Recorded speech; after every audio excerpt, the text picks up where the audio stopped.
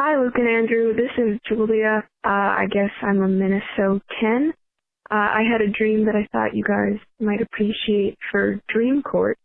I dreamed that Janine Garofalo, as her character from Wet Hot American Summer, was running like an Ice Age apocalypse survival boot camp in my backyard for children.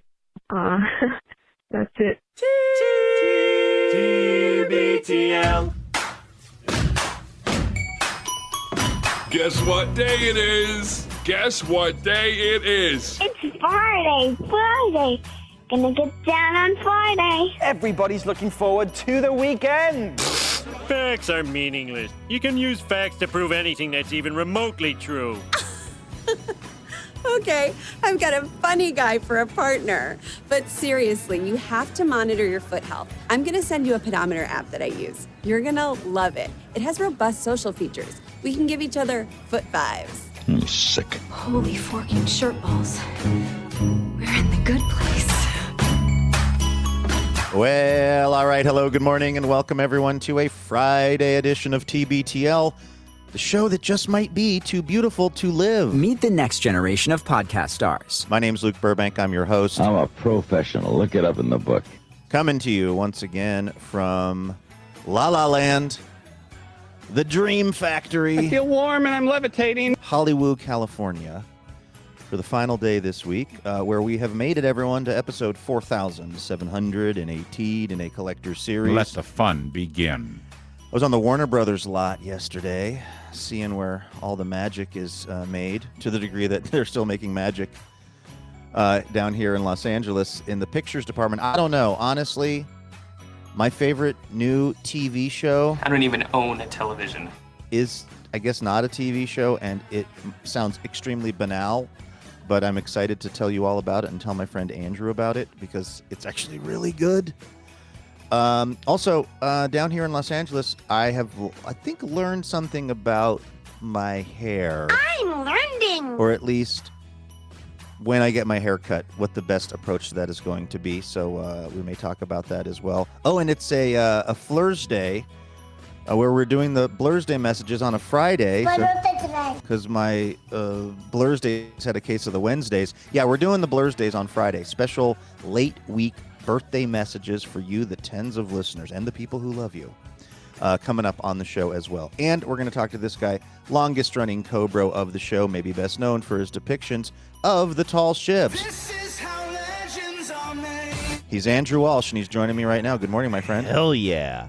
That is the energy that I need to be Two yeses to and one hell yes. This is how legends are made. Oh, I'm ready to podcast now, Luke. Or get your parachute stuck on a giant or scoreboard. That is the funniest thing. That is the...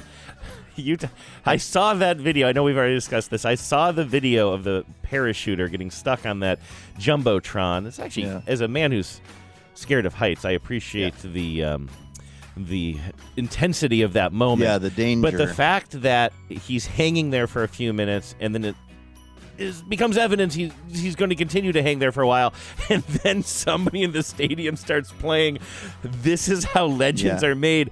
They did that on purpose, right? We never really talked about that. Was that the funniest? Was that the funniest person to ever push a button? No. In a booth? No, it was supposed to be. No, these military parachutists were supposed to land in like the middle of the field as This Is How Legends Are Made was playing. Damn. The problem was the person who's handling the music either didn't realize that someone was stuck on the scoreboard or just didn't know what to do. And so the pre-planned music that was supposed to be epic just continued despite the very non-epic stuff going on in the real time. And so that's what so now, you will appreciate this, Andrew, but I have to quickly, and I know you got a lot to talk about, and we're going to get to it, but I did something that I didn't tell you about related to that segment of the show, which is where I played you the cell phone audio that someone took of the and by the way, the parachutist was fine. Yes, that's so that's why we can kind of have fun with this story.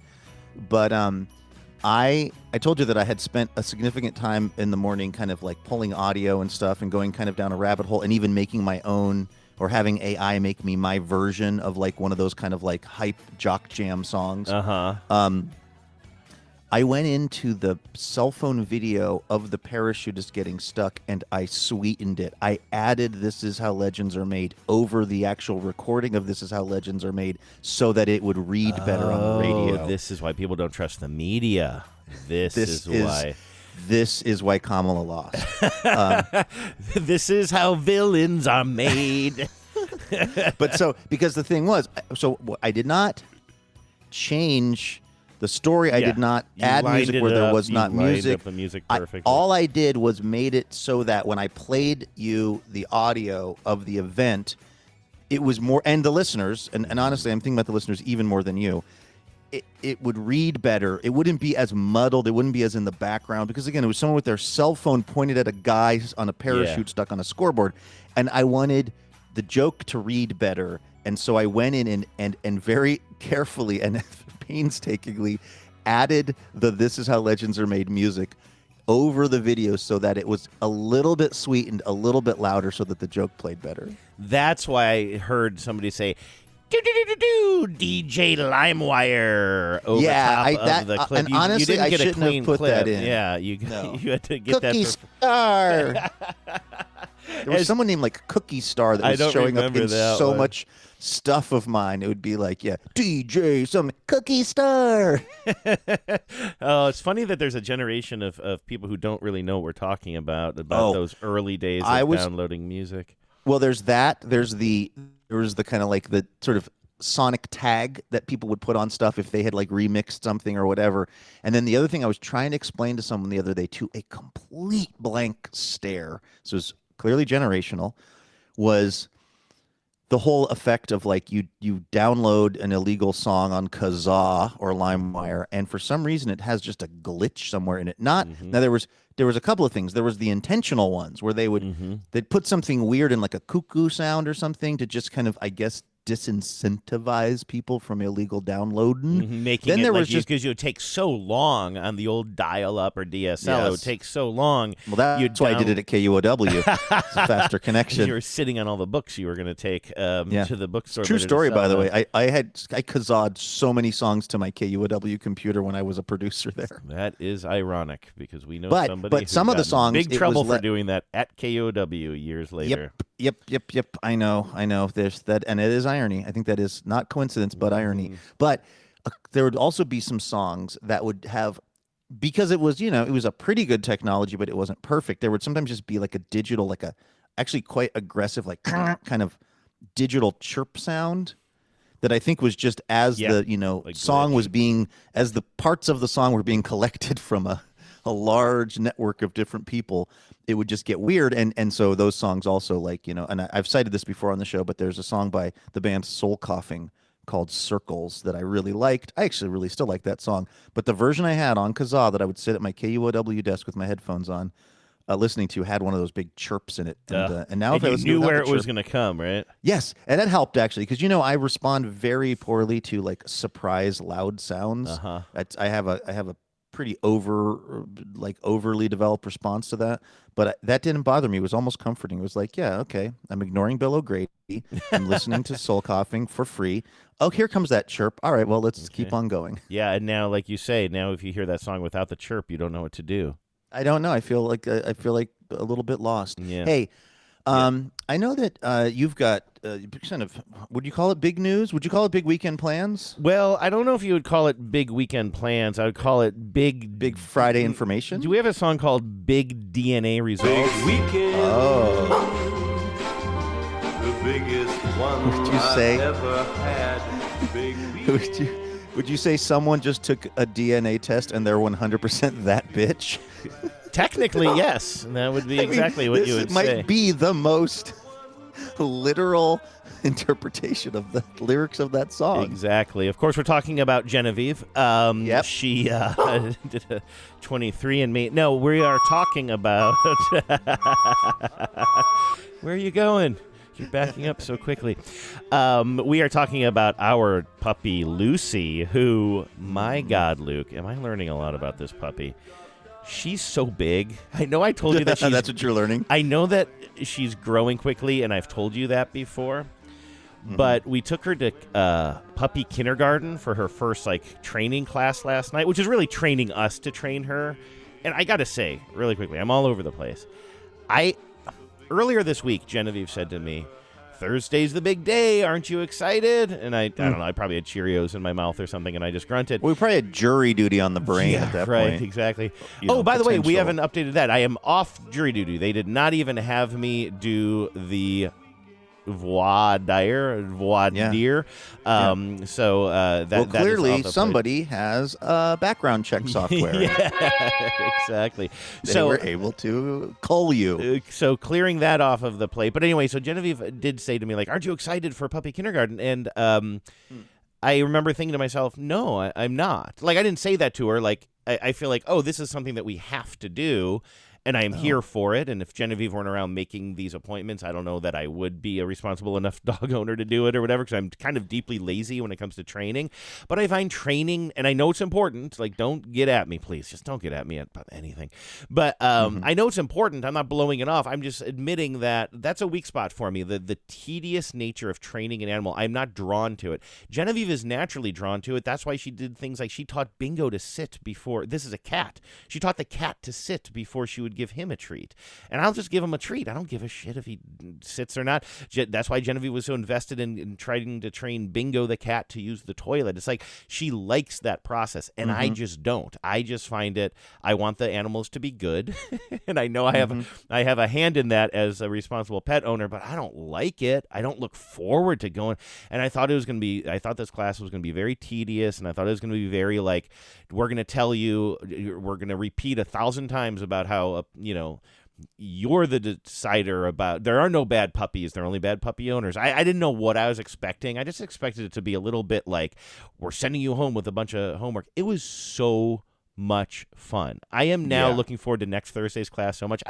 Genevieve's I told her later, I was I didn't really look forward to that, but I had so much fun. I was on cloud 9 leaving that place yesterday, and she said, "You were going into a room full of puppies. What part of that you thought you were going into a be classroom full of puppies being criticized for not sitting at their desk quietly?" Exactly, but no. And it was interesting. The puppy kindergarten, I thought it was going to be I thought that everybody in that room were going to be doing class number 1 at the same time, and we'd all move on. But no, it's it's a beginner's level class. But some of them, it was their second to last time there or whatever. So, it's just whatever the lesson that day is. So I really appreciated that there was very little build-up. There wasn't any get to know you. They just kind of put us all in. Every person with a puppy gets put into their own little, kind of crated area. So we're in there with them. And then they walk out in the main part of the floor and teach us a lesson about leash, leash skills or putting on equipment, not the baseball equipment that you and I were talking about before the show. This wasn't at a place called Ahimsa. It was, yes. Everybody that's where says we took Rudy. Oh, I didn't know that you had done that. Oh, okay. So you know, not when she was a little puppy. We took her there for clicker training. Yeah, okay, when she was a little bit older. Yeah, Ahimsa's great. We both have clickers now, Genevieve and I. Nice. And so, anyway, it's so funny. Everybody in Seattle, everybody I talked to, listeners have written in. Genevieve already had us booked before a listener had told us about it. Everybody says going to Ahimsa, and it was just wonderful. And so what it was like, and I think the listeners get enough. I don't have to keep on describing it, but here was the bigger surprise. Not just that I enjoyed doing this, but we're coming in. Lucy is on a leash. Lucy is at least twice as big as every puppy in the class. She's so big. Wow. Luke, she's also twice the size of her sister, who is also in our class. Come on. We had warm and I'm no levitating. idea. We were walking in, and the very first dog that we see is in the arms of a woman, and she and Genevieve start talking right as we're walking in, right in the doorway. And one of them, either this woman, Steph, or Genevieve, said, "Oh, they kind of look alike, or they have some similar features." And then this woman, Steph, said, "Oh, well, they could be siblings. I mean, you didn't get yours from SGA, did you? That's Saving Great Animals." And Genevieve's like, "Yes, we did. Is that the one that Carly was fostering? Who is this?" And so this other puppy's name is Gidget now. I don't remember what was its name before. What Taylor Swift song was it previously? The Taylor Swifties in the audience, that's what they call themselves, Taylor Swifties. Yep. I'm a Taylor Swiftie. Yep. They would know better. There must be some song. It starts with E. Is it? I don't know how well you know this. Is Evermore? Is it an I thought it was album like she did? SD or something, or Estix Oh, or boy. SD. I don't know. We are You'd have to not look it up. the It doesn't guys matter. to be having this conversation. But she had a Taylor Swift name. She had it. I assume. I think they all did, and it was like SD or something like that. But anyway, her name is Gidget now. This little puppy, but it is so amazing. Gidget's a pretty funny It's name a for a great, dog. especially because she's a small little dog, and I do. Think And that, she surfs. Like and Gidget used to. Exactly. And there was Frankie. There was Annette. Who are some other famous surfers? Anybody from Beach Blanket Bingo will do. Pee Wee Herman was in the background for just one scene. I was just, first of all, we were just delighted by this fact, and we've now exchanged information with Steph, and we have a little text chain going that is called the Gidget and Lucy Luckies. What did I call it? I don't know. We have a gang, or the Lucy and Gidget gang is what I'm calling us, and we're trading our DNA results of both puppies.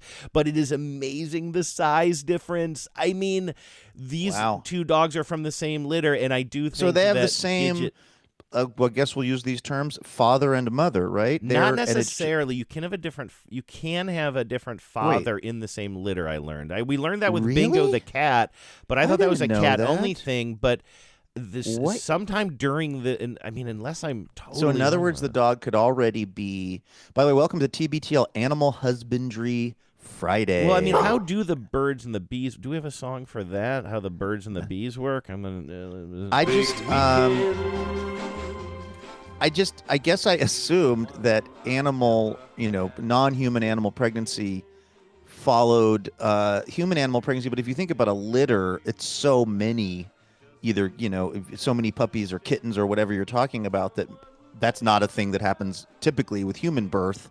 So that could mean that there could be multiple different fathers or something. I mean, again, this is Googleable, I guess, but that had never occurred to me. I was assuming that this litter was all going to be the result of the same two animals, procreating, as it were. Well, I learned this with Bingo the cat, and the reason it came up was because we met this entire litter, but Bingo is the only cat in that litter that looks like a color point cat, like a Siamese cat, right? None of the other ones do, and that's when we learned, cat litters can have different fathers to the same mom. But I thought that was a cat-only thing, and I just Googled it. Apparently, dogs, so I am right about this. We learned during this process, too, Carly, the foster mother of this whole litter, said to us, they can have different dads. But, I took that video of them when they were all little puppies, all in Carly's kitchen, and her husband was feeding them, and they're all, scampering about with their mom, Lola. And you see a resemblance in their body shape, and all of them are around the same size, And, well, the fun thing is now Steph is sending videos that she took from back then, even earlier. So we're seeing little videos of Lucy that when she was younger than before we even met her. It's just so fun to be in touch with this woman. We're going to have play dates and stuff. How cool is that Lucy is going to be friends with her sister? That's really adorable. And that's, I mean, and they're going to be going to class together and that's really cute. I'm glad you had fun. Yeah. I mean, my memory of going to that place was also a very fun. We did not follow through with the clicker as well as we should have. Although Rudy was a pretty non-destructive and just kind of generally, I wouldn't say chill dog because she had a lot of energy back in the day. Although she's getting up there in years. But it was very fun to be there and be around all those dogs. And I'm glad that you got to experience that and didn't sort of, say, well, Genevieve, why don't you handle this or something, thinking that it was going to be like a hassle or a bummer or something. Yeah. Now, wait a minute. Do you have the DNA? Yes, I do. Results. I do. I'm trying to figure out, is there any good music for that? Let's see here. I have this. Big weekend. That's a good one. I don't know. I happen to know a guy who's at his limit. Of playing that song. Let's see. We have this one, of course. It's kind of birthday related. DNA. Sure, we'll just keep this going in the background here. Otherwise, it's going to be Sky Jinx. But I have the results here. Genevieve, of course, the little DNA swab of Lucy's. That was fast, by the way. Yeah, I thought it was going to be up to 3 weeks. The Washington State Crime Lab is hopelessly backed up. They can't prosecute crimes because they can't run anyone's blood tests.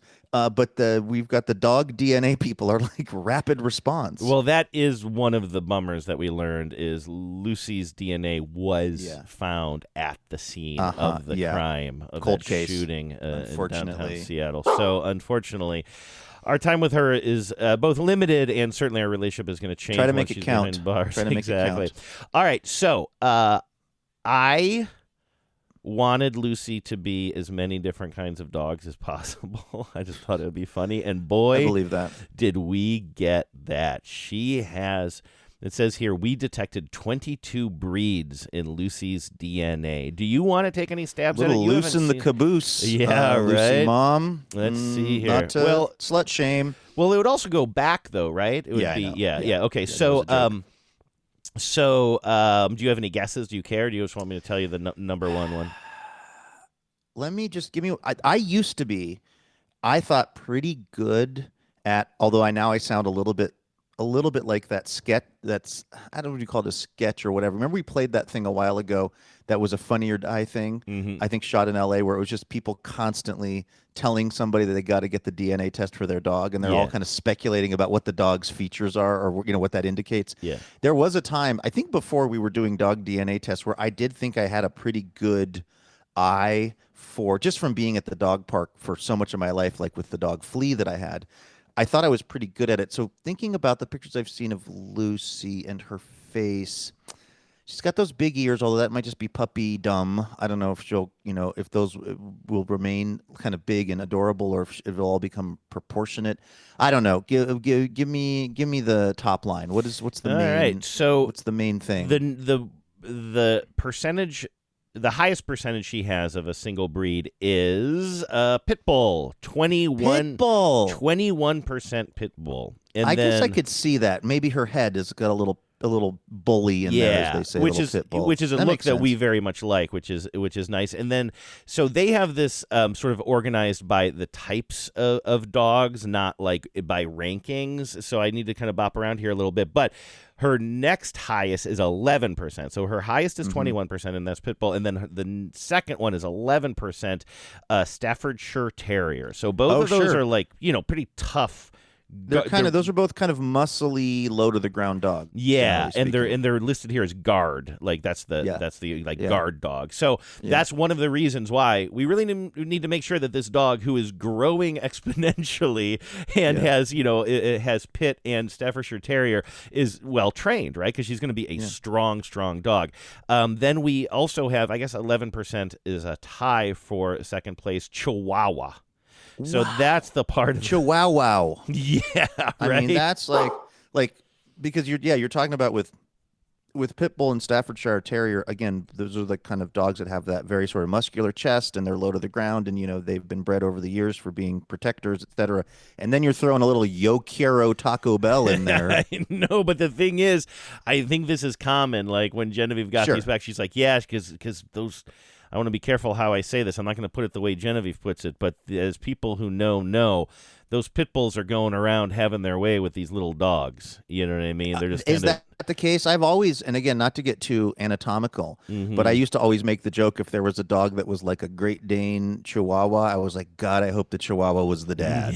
I know, He's like when you're thinking about just the huge difference between these breeds. Typically, I'm always rooting for the little guy to be the horn dog. I know. If I'm telling you, man, if we were having this conversation over beers, I would have some other things to say about that. But I will just kind of go down this list a little bit more. So discretion is the better part of valor. My exactly, friend. it's not the better part of humor, but we'll leave it there. So 21%, and then we had two 11% with the Terrier and the Chihuahua, and then you're getting into like the smaller numbers. So 6%. Trace amounts. Yeah, 6%. We have 3 6s. We have Australian Cattle Dog, Australian Shepherd, and Chow Chow. Chow Chow. Yeah, so the Cattle Dog and Shepherd Chow make Chows a lot in of my sense. neighborhood that I don't like. Yeah, those are little. Are they fluffsters? Are they? They're fluffsters. Then this is not a criticism of the breed. This is a criticism of these 3 Chow Chows that sometimes I walk Gigi in the neighborhood, they come and they bark at us, and I don't like it. But that's not an indictment of the breed. If you have a Chow Chow that you love, Yeah, I'm looking at them online now. Very cute though, very puffy. and then what? Like 4% Albanian? And then, actually, we're I gonna. swear to God, if she gets on that goddamn website, Andrew, Who was our before I listener do. who added you to the Wikipedia? I think it was Chad who put me in. Chad, could you now Just but add... put Lucy in under other.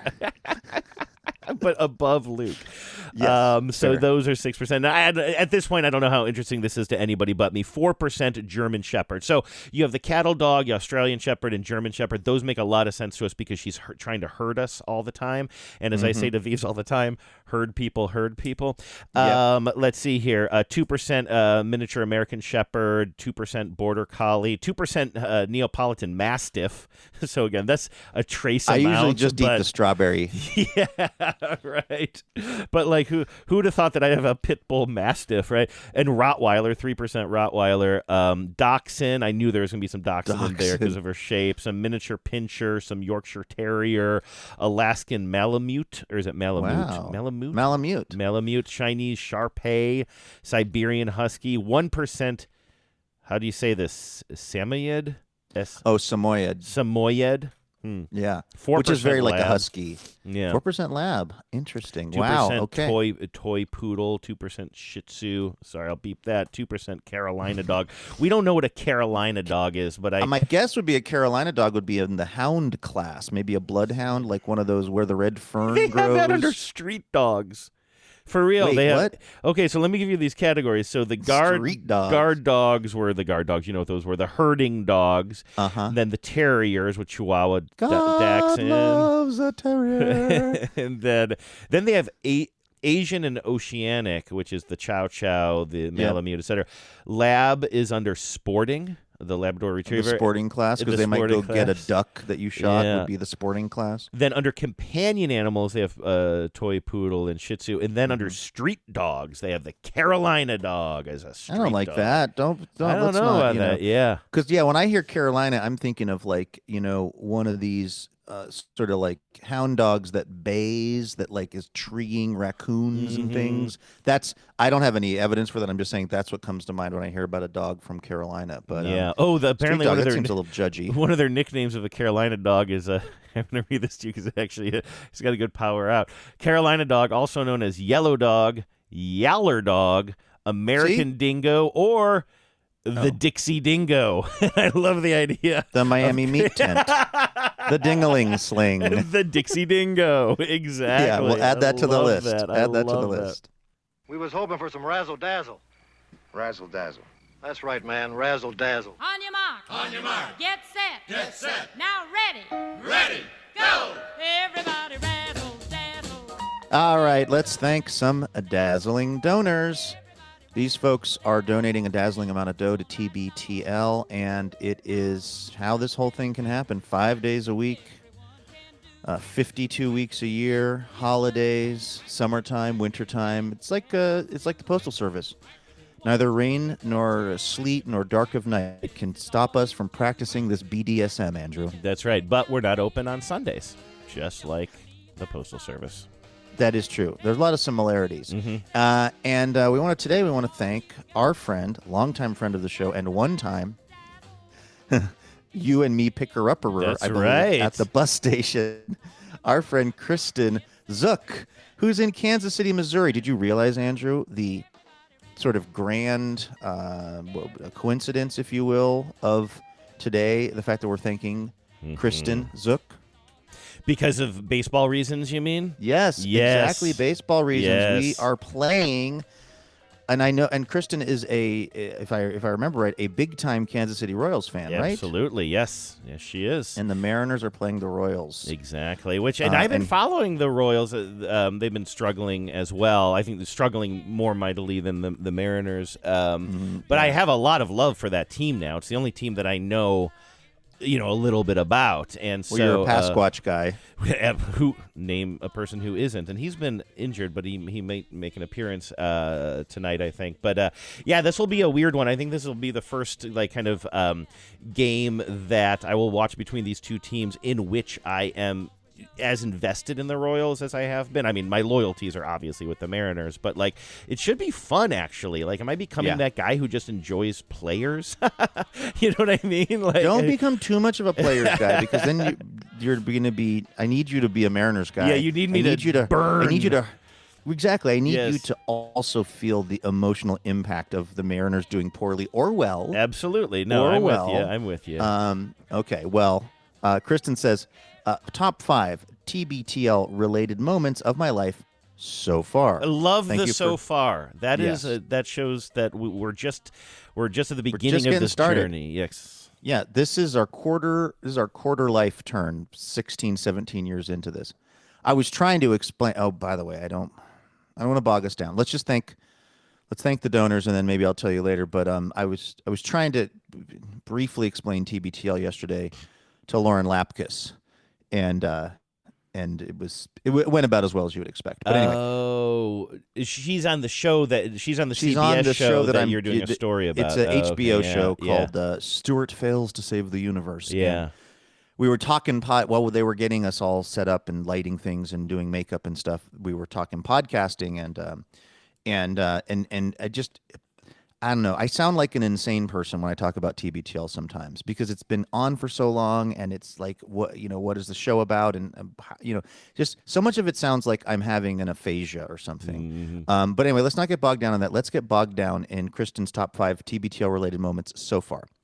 Number 5, messaging with John when Taylor Swift releases a new album. Love that. I bet you Kristen would have known the E-named Yep. Taylor Swift puppy that you ran into at a HIMSA. I bet you that this, if Kristen's even still listening, honestly, at this point, because of how much we botched whatever the Taylor Swift name was. When you said it starts with an E, and I was like, Everlane, and you're like, no, that was a sponsor of the show. I think she might have put out a record called Evermore, but that's a record name. That's not a name of a song, I don't think. Anyway, luckily, we've got John Sklaroff, TBTL employee numero uno, and Taylor Swiftie fan. That's what they call themselves, Taylor Swifties? It's Taylor Swifties, they call themselves.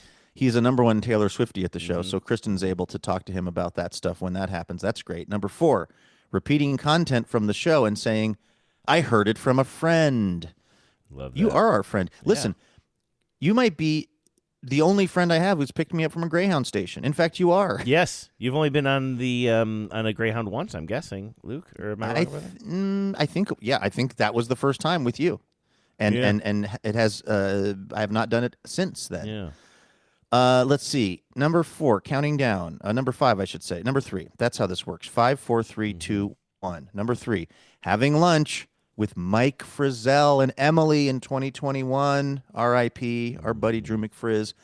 A fun thing to ask your 11 is, hey, when we're in Austin, do you want to have lunch with my friend who used to rob banks?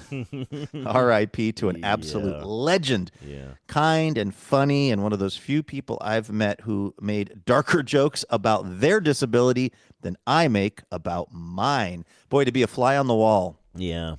During that conversation, Mike was nothing if not drolly funny about all kinds of things in the world, both things that are light and dark. So yeah, and we as a show, we're very lucky to have him in our life. I mean, that was whatever. We don't have to go back into the whole story, but I've told it a million times. But I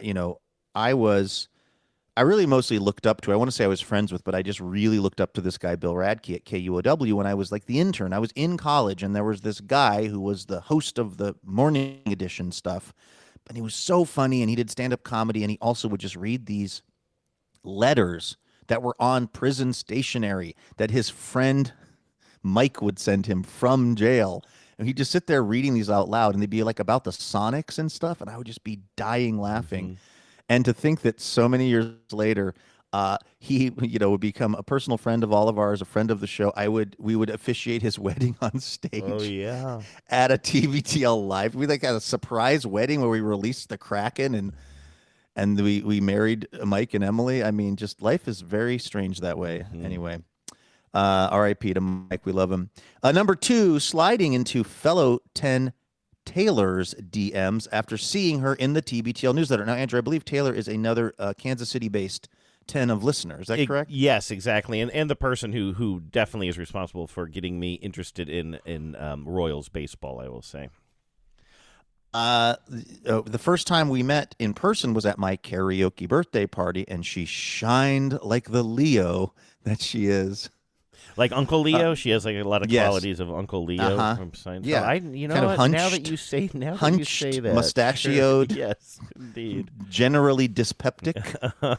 Classic Leo. Yes, she's been there for me through some really rough times. She shares her Royals tickets and embodies that no mountain too tall ethos. And then number 1, Andrew, and thank God if this wasn't number 1 on the list. What if it wasn't? I would be like, I mean, this meant more to us than it did to you, Kristen. Picking up Luke and Andrew from the bus station in Kansas City and going out for beers and fries at Kansas City's famous Westport Flea Market. I say, do meet your heroes. That was such a fun night to hang out, and I mean, it really was like, we've told the story a million times, but our initial goal was to hitchhike the length of the Mississippi River. It was harder than we thought it was going to be. We did some amount of hitchhiking, but we also did some amount of bus taking. We rented a car eventually. We had to do what we had to do. But getting off that Greyhound bus, did we know that? And it wasn't just it was Kristen, and I think there might have been another 10 in the mix too. Yeah. I think Kristen had assembled a bit of a little posse. Yeah. The friendliest posse of all time. They're usually posse, and in Western parlance means they're going to hang you high. But in this case, it was the friendliest posse in the Midwest.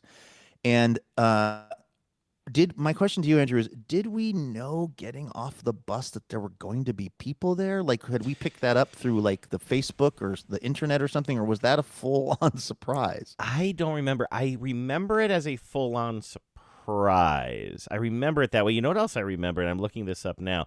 This was 7 years ago, Luke. The reason I know this is I stumbled on something recently.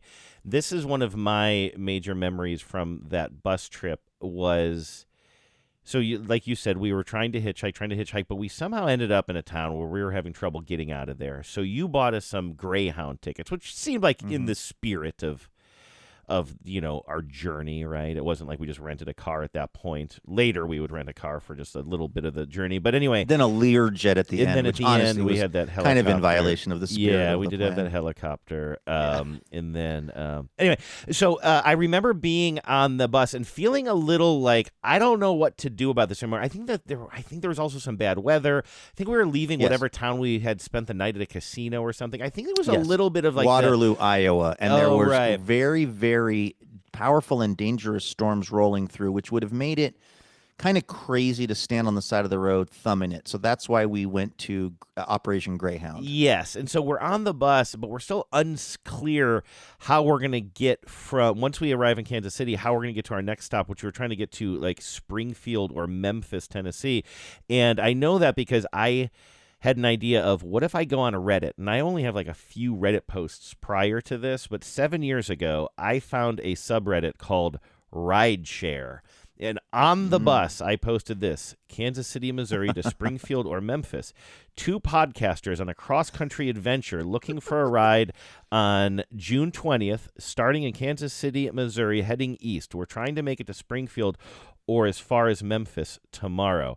And I received 0 comments. I got 10 likes on that, but likes don't get you to Memphis, my friend, is a famous song. Like in one hand and poop in the other, and see which fills up faster, my friend. Exactly. So anyway, I just happened to stumble on that the other day, so I was also sort of reminiscing about this, and obviously Kristen is just such a huge part of that memory of the entire trip, you know what I mean? Like, God, what a world, man, for real. Absolutely. Thank you, Kristen. We really do appreciate you for all your support in many ways over the years, including picking us up at the Greyhound station. Maestro. On your mark. On your mark. Get set. Get set. Now ready. Ready. Go. Everybody razzle dazzle. It's Rachel and Matt G in Bellevue, Washington. G, like the letter G, or G Whiz, or OG. Nice. Is the pronouncer. Rachel and Matt are keeping it short and sweet, Andrew. They said, we can't think of what to write this year, so instead we just want to say thank you for being our co-bros. Peace and love. Peace and love. Nice. See, I think this is a great example of not letting the perfect be the enemy of the good. As we've talked about, we have these incredible donors, and for all these years, folks have been ponying up and making this thing happen. And then the thanks for that, particularly if you donate at this high level that we call Dazzling Donor, is we send you an essay project. And some people really enjoy it, and some people use it as a way to promote different things, and some people feel like it's pressure to be, clever or original or something else. We never want it to feel that way. This is an extremely effective message, just saying, hey, thanks for being our co-bros. And I would say you're welcome. And I would say, too, if you don't like the essay or whatever, you can make a diorama. You can make a diorama and send it to us. What are the other options? You could dress up like Columbo. You could dress up like Columbo, give an oral presentation about TBTL if you would prefer. Just like we're willing to meet you where you are. Yeah, exactly. Did you remind me briefly by the way, do you know, I'm saying remind you briefly and then I'm talking. Do you know that I once did a diorama in lieu of classwork and it worked? You mean that wasn't an option that was stated, but you just did it?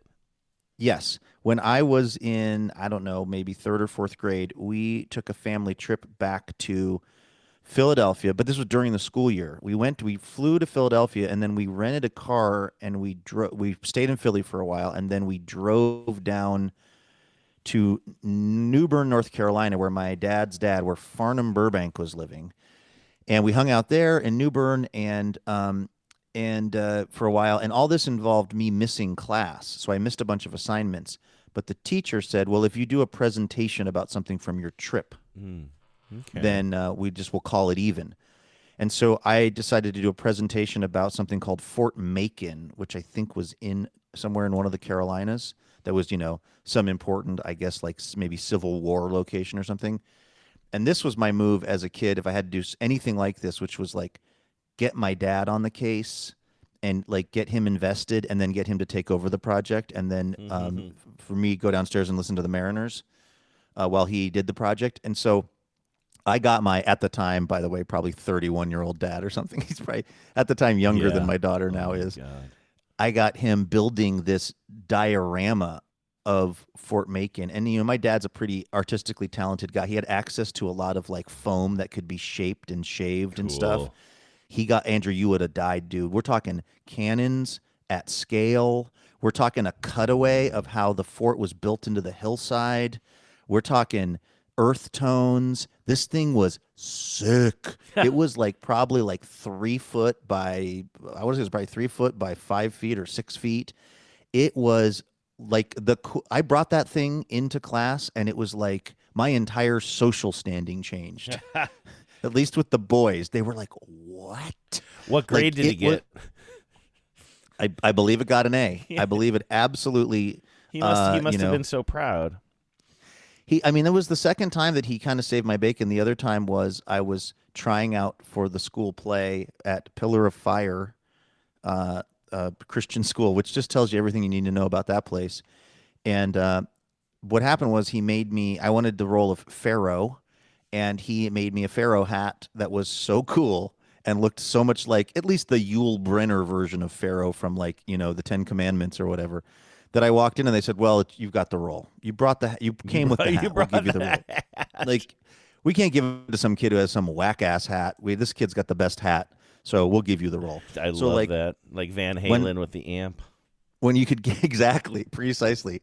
It's like when you could get my dad, the guy had 7 kids. He's running a only barely profitable sign business. He's trying to be a unpaid pastor at a church. So when you get him to carve out some time to work on one of these projects, it usually went pretty well, but only because of his completist nature. Like once he was into it, then it was like, oh, he's going to now really lock in on this and ignore a lot of other actually more pressing and relevant things he should be doing to build this diorama. How is this man also my dad?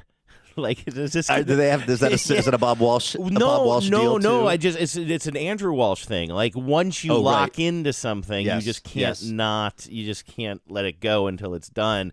And it's just so many things you say about your dad is just so relatable to my own personal experience. Well, that's probably why I like you and I like my dad so much. Because that's right. I mean this. Like you guys have similar personalities. Those personalities are in a lot of ways really different than mine. but it's, there are personalities that I very much appreciate. So I mean, to think that he and I are BitTorrenting at the same exact time. Hey, I want to tell you one little story, and I've said this on the show before. And by the way, my dad is similar in some school project things. Like it just like created some things for both me and my sister that like he really did end up sort of. There's just no way we would have created what we created without him. Like I remember this huge map that was painted out. It was based on a puzzle that we had that showed a map of the United States and then like little cartoons or little illustrations of like what that state is known for, like maybe one thing representing agriculture and one thing representing something else or whatever. And basically it was my sister's project, but my dad basically did it, just like took a giant piece of plywood and just upscaled this thing and just repainted it on there. And it was just an amazing thing. This project I want to tell you about, it might have been inspired by his idea. I'm not sure, but I do think that I did this, and I'm so proud of this. I made a diorama. Just this talk makes me want to make a diorama, by the way. I saw somebody post the other day. They said, they make you make dioramas in school, but it's not preparing you for anything because nobody's made me make a diorama in my adult life. And I sort of was thinking like, well, maybe they should because they're a lot of fun. But usually the dioramas... Also, try running that through ChatGPT. Yeah, right? Oh, I want to read this piece in the New York Times. I don't know if this is one of those things where the New York Times saw one example and is trying to make it into a trend piece, but I saw a headline that said that some teachers are having students write essays not at home and not on computers anymore, but handwritten in class, which I think is an interesting thing.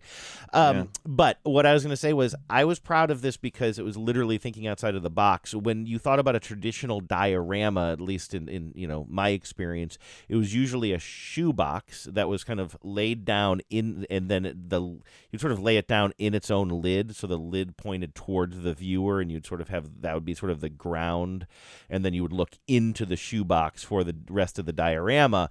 But I made a diorama that turned it all on its head, Luke. It was a shoebox that stood upright. Well, I was into front-facing vertical dioramas long before anybody else was. It was a vertical diorama, and instead of having the action go on inside of the box, it was about a story of these two kids who at one point in the book they get trapped inside of a shed. So I made the whole box a shed by taking popsicle sticks and gluing them all the way around the box. So it was just like this, rectangular shed-looking thing. And the only thing you saw inside was I put two googly eyes on it and a couple of hands from this action figure that I had. I pulled the hands off of it and had like the hands sort of like resting on the sticks. So it looked like you were looking into this thing and there were some kids looking out at you. Oh, very proud of that. Very proud of that. As well. Is that preserved somewhere? Does that still exist? Thank you for asking, because the teacher who was my third grade teacher, who was not Mrs. Villardo. She was the one who was... I would have thought Mrs. Villardo. No, it wasn't Mrs. Villardo. We loved her, but we had another... Maybe it was fourth grade, but she was very, very... She was one of my least favorite teachers. Very stern, didn't particularly like me. Prone to hollering, prone to staring daggers. She liked it so much, she kept it. There was she would keep like one a year or something like that. Response. And keep it. Oh, kept it in the classroom. She kept it. Oh, yeah. No, she kept it in the classroom and put it up on like a shelf of like the other best dioramas. I see, as an example of how good this can be. Yes, it's still, that might have been my high water mark. Like, generally speaking, in life. By everything I can tell, it was. It was. I'm still pretty proud of it. I'd love to see it. Well, thank you, by the way, to our donors, particularly Rachel and Matt G., for their short, succinct message that led us to two not short, not succinct stories about childhood art triumphs. We couldn't do this without you.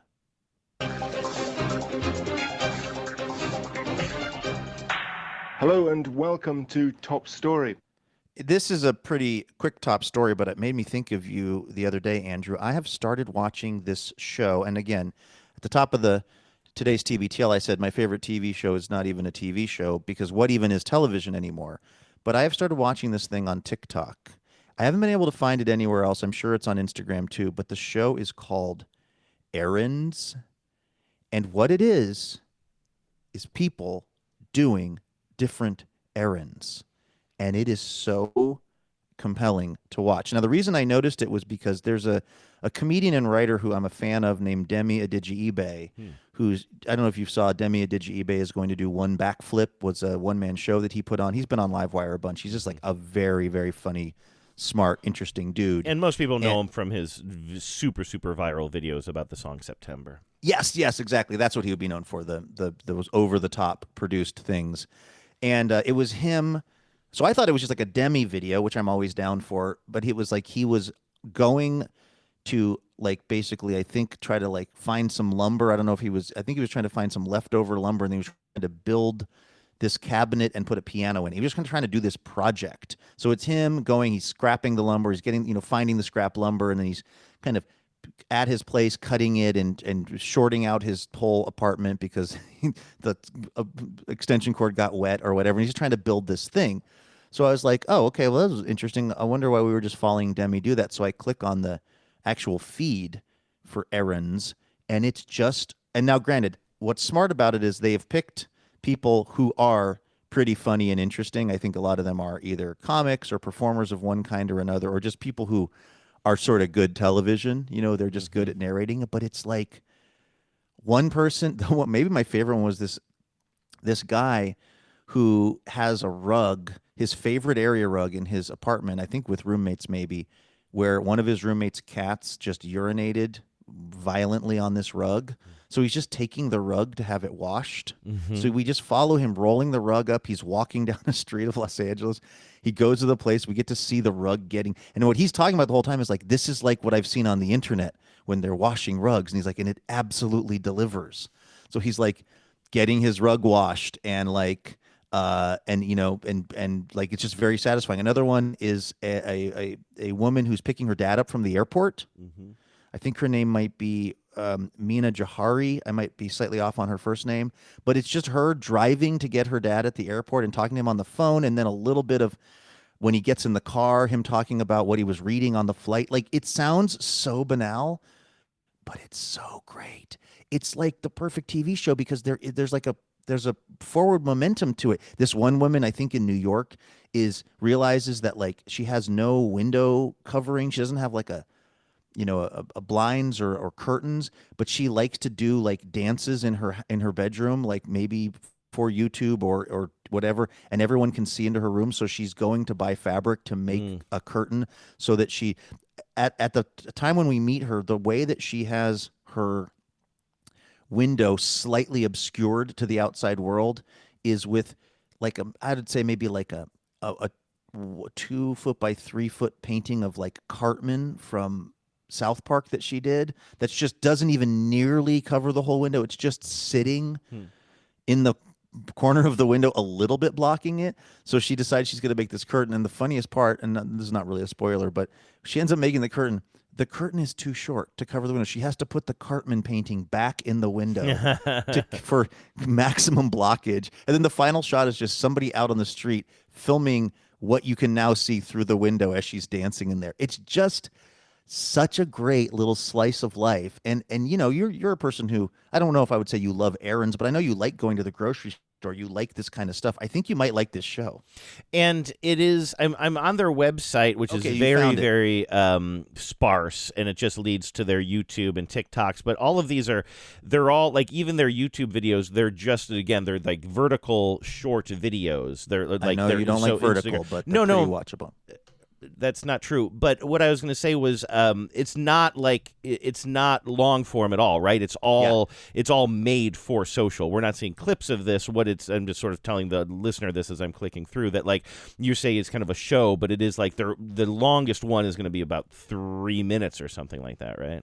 Are they that short? That's I don't know. Crazy. I'm sort of asking. Let me see here. This one is 1:30. They're like, so they are made for social. They're not just being clipped for social. Yeah. But what's interesting about that, Andrew, is I'm sure you're right. I've watched now, again, only on TikTok, I've watched probably 7 or 8 of these. Mm-hmm.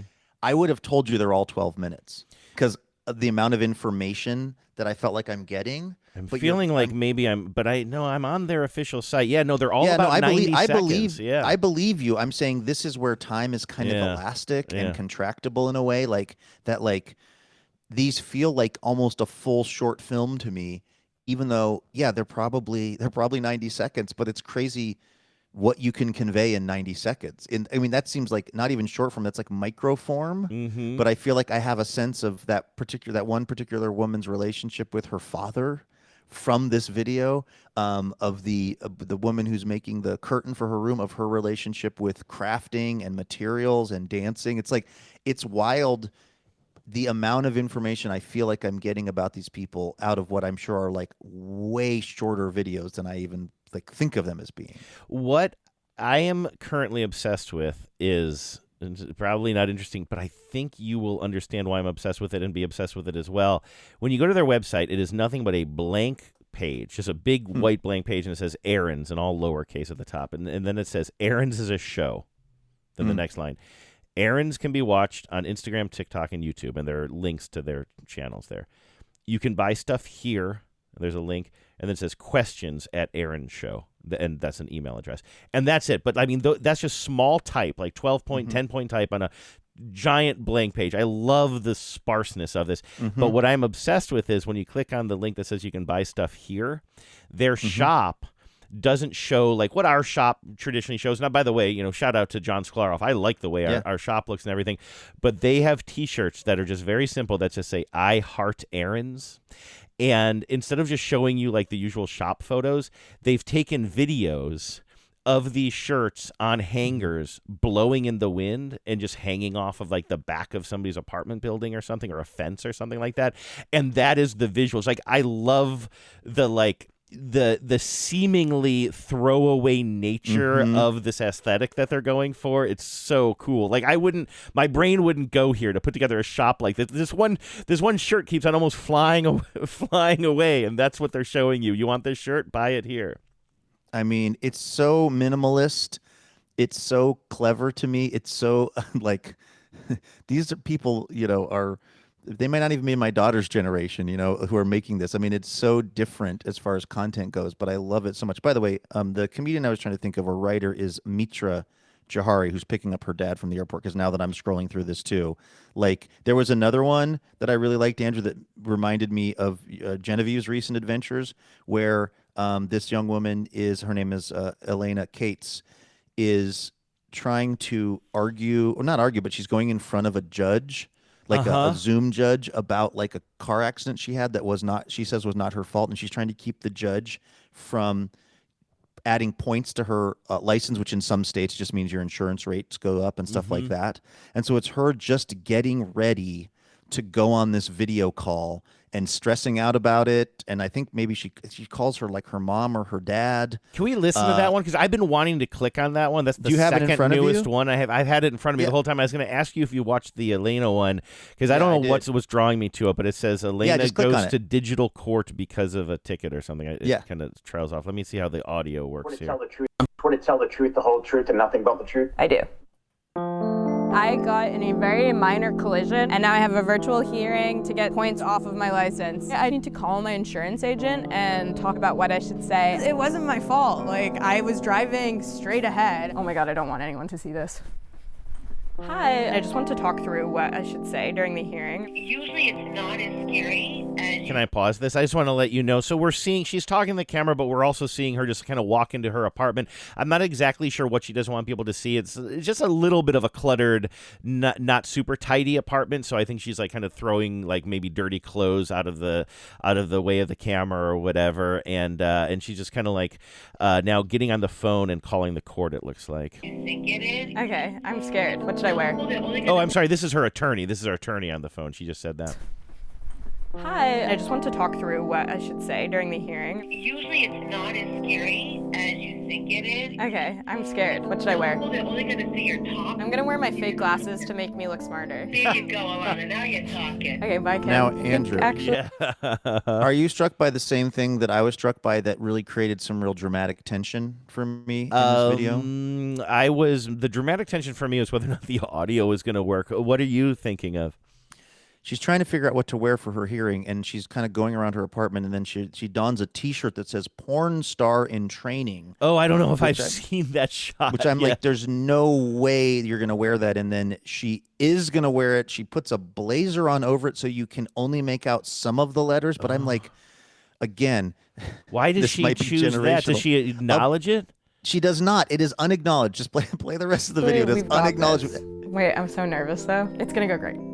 Look how big this normal sized spoon is compared to me. So She's just holding Monday a giant morning. spoon that it must be a decorative piece prop. in her apartment. But okay, now she is now wearing the shirt that you just described. She's wearing a black shirt and it says "porn star in training" and sort of there's college no way font. for a Zoom magistrate hearing, are you going to wear that T-shirt? Like, only thing they can see is your torso, and that's what you're going to wear. Why did you choose spoon that? is compared to me. So it's Monday morning, and I'm just getting ready for the hearing. I really, really want to get the points taken off. I think that they'll definitely dismiss it because I look pretty responsible right now. Wait times may be up to an hour. I used to have really big boobs, but then I got a breast reduction. I actually have scoliosis unrelated to that. It's an affliction that many Jewish women face. And also women that aren't Jewish.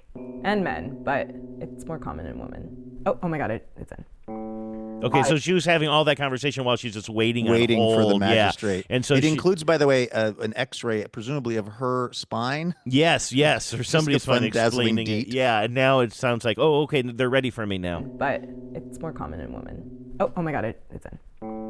Hi, how you doing? Hi. You want to tell the truth, the whole truth, and nothing but the truth? I do. Basically, you're saying you never left your lane. Yes. I will be honest, I half expected the police report would be a little more definitive. Therefore, I'm going to remove your surcharge. So you're saying that the points have been removed? They will be. Okay, thank you so much. Hey, Dad, I got the points removed off my license. Hi, Kim. I just wanted to let you know that She's the calling hearing everybody. was successful. Hey, Mom, you're on camera, speakerphone. Don't say anything embarrassing. Okay. Yay, I'm so happy.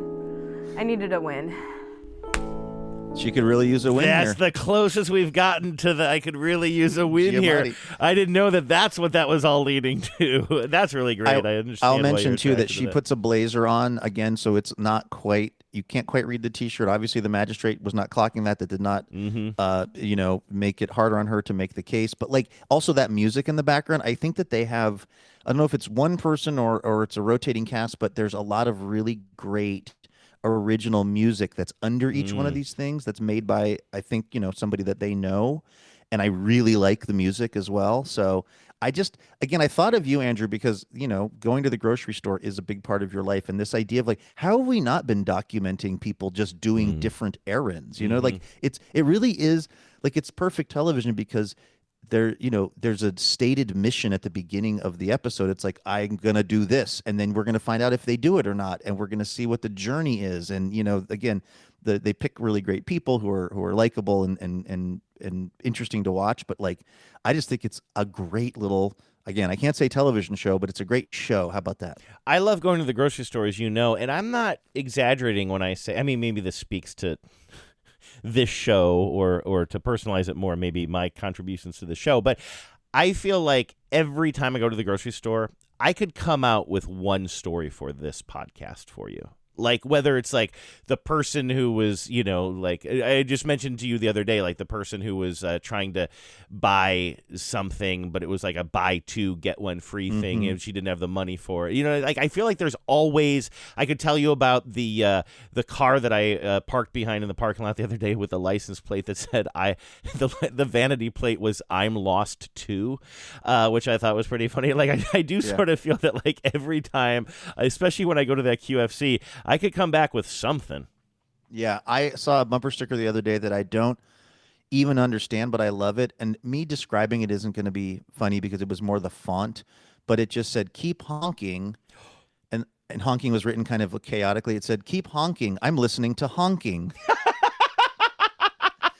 Of course, now that's a parody of those like really very long, elaborate sentences that are on some bumper stickers that say, or sometimes it's like, keep honking. I'm listening to the 1975 classic David Bowie record, blah blah blah. Right. But this is just keep honking. I'm listening to honking. That made is me laugh. Amazing. But now, and I'm sorry to do this. Oh shit, you have to go. Maybe on Monday we need to talk about this because there's something that is going kind of viral on Blue Sky right now that is blowing people's minds, Luke. And it is about the origin, like the original joke of honk if you're blank. Like the original one was honk if you're horny, and that was back in the 60s or 70s, and there's been a million. It was honk if you like pizza, honk if you break for ducks, whatever. It turns out that people like me have been misinterpreting what the underlying joke of that bumper sticker is for our entire lives. Can you get through the weekend? Can you get through the weekend without Googling that?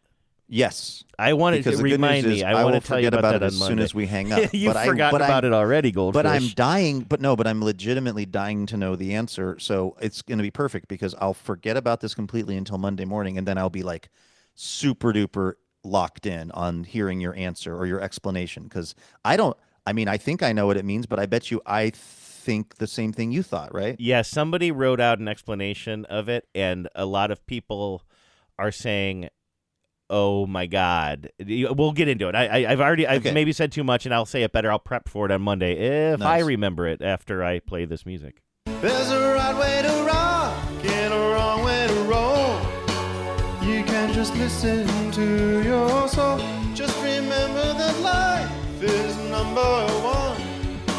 You can be having so much fun. Luke, I don't even usually duck it down at that point, but I want to go fast here because you needed to be out the door in about 10 minutes, right? Not done with the show in 10 minutes. Am I right about that? Yeah, but I'm all packed up and I'm ready to go. So don't stress on my account. In fact, I was just dialing up the Lyft to see how long does it take me to get to LAX, and it's as long as we wrap this up in the next 10 minutes. Okay, we will. I'm going to be very quick about this, not disrespectfully quick to the Blursdayers, but I'm going to be quick and smooth here.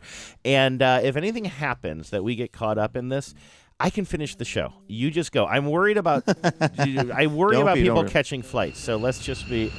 There it is. I love that. Andrew, I catch flights, not feelings. Okay? Oh. It's my second favorite bumper sticker. Wear that shirt to court.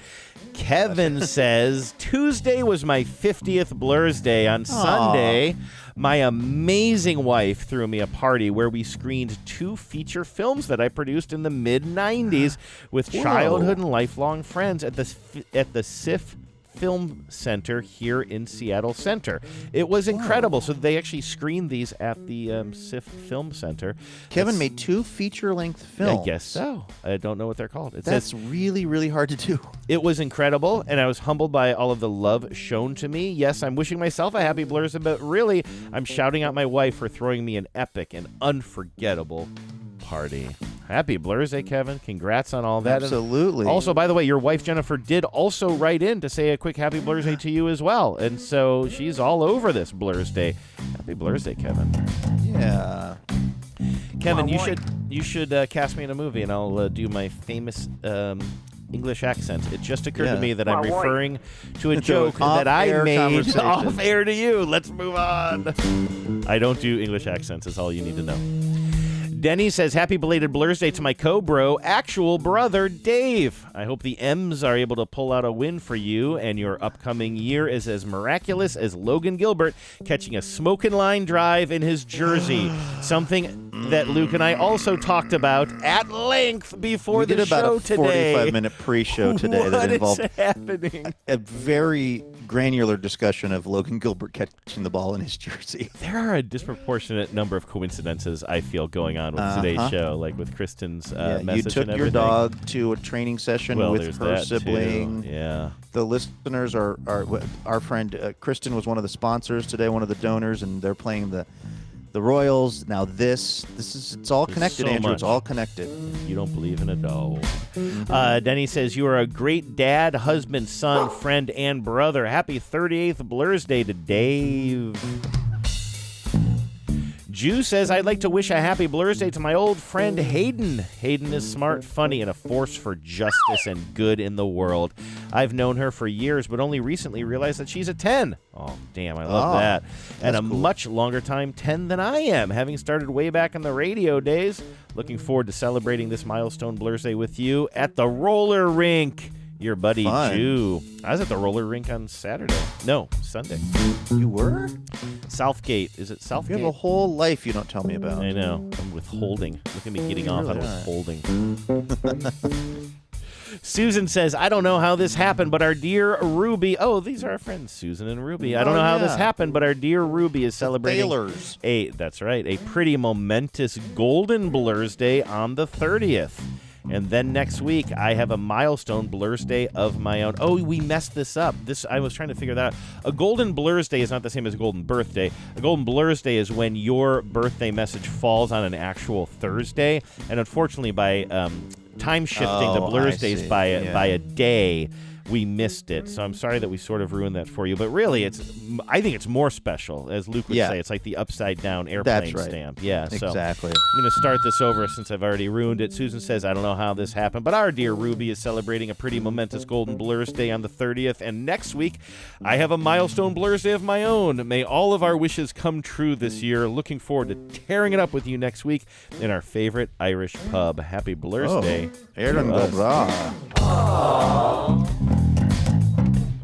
Happy Blur's Day, guys. Miss you guys.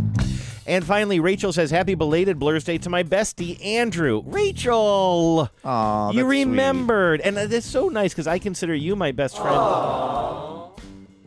Different Andrew? Yeah, my birthday's in November. I'm just realizing that. I thought it was like a belated thing. I thought it was really belated. Rachel says, happy belated Blur's Day to my bestie, Andrew. Andrew will, in no doubt, be unsurprised by my tardiness after 20 years of friendships. But I hope he knows that this doesn't reflect at all my love for him. Thanks for being my most consistent friend over the years. I so appreciate our constant contact, even when phone calls are cut short. Happy 40th to my TBTL son. You know, Andrew, what that is? That's a classic TBTL. Too bad they're late. It's a too bad. That's a classic. Too bad they're late. I was also struck by the little subtle nod to NPR underwriter Constant Contact. Are they still doing that? Do you remember that? Yeah, Constant Contact, which always makes me think of the K.D. Lang song "Constant Craving." Oh yeah. And then your part-time controller. Oh, I always think like, why don't we control it full time? Yeah. If we've established controlling it is something that we need to do, let's go with full control. Let's go with round the clock control. Your part-time controller is one that it's always left me slightly confused. I'm trying to figure out what the Constant Contact thing is, because Constant Contact is just some email deal. Yeah, is it mail? It wasn't. Was it MailChimp? It's not MailChimp. It's not MailChimp. No. It's driving me because introducing, or it's like underwriting from such and such with Constant Contact. And I don't think Constant Contact is the name of the underwriter. It's just something they say. But this isn't getting you on that plane. No, I think Constant Contact faster. is the name of the service. I think Constant Contact was some sort of an email list. I think that was the underwriter. You're right. Constant Contact. You're right. I thought it was... Whatever. I thought it was a service nested under another brand, but you're right. That is the brand itself. And all I've done is be wrong and kept you from your flight even longer. So let's get out of here. If I miss my flight, you've got to drive down to LA and get me. So that's not them's the rules. That's not the worst thing. I had a nugget of an idea that I was gonna talk to you about it after the show. I'll text you. you about it later. I'll have plenty of time in the lift, so I'll be available. Yeah, cool. All right, Ali, that's going to do it for today's episode of TBTL and actually this week's broadcast schedule. But we will be right back here on Monday. We'll be finding out all kinds of things about honking if you're horny and I'm sure whatever else has gone on over the weekend. So please do join us for that. In the meantime, have a great weekend, everyone. Stay safe. Go Mariners. Go Jalapenos. And please remember, no mountain too tall. And good luck to all. Power out.